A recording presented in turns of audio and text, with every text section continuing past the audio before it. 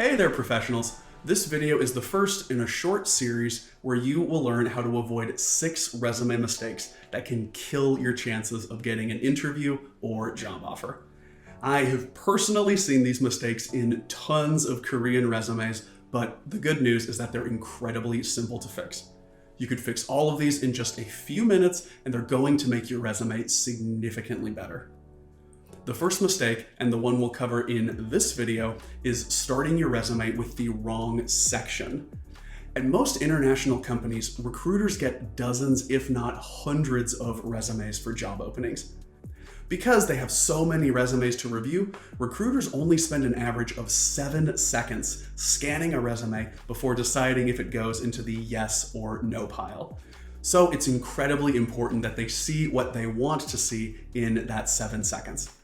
The best section to start your resume is a short, clear professional summary where you highlight the specific experiences, skills, and accomplishments that prove you are a great fit for the role you're applying for.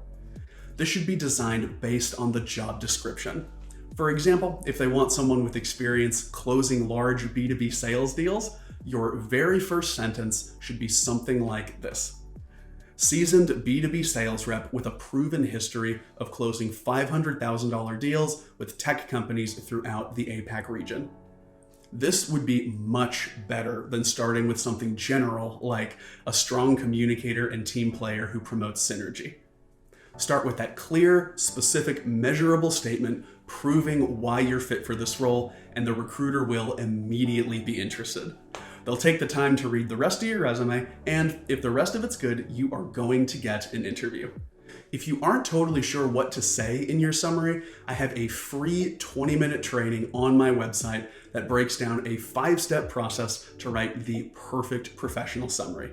The link for that training will be in the comments. Make sure to hit the subscribe button if you're watching on YouTube, or the follow button if you're watching on LinkedIn, so you don't miss any of the other resume tips. Have a great rest of your day, and I will see you in part 2.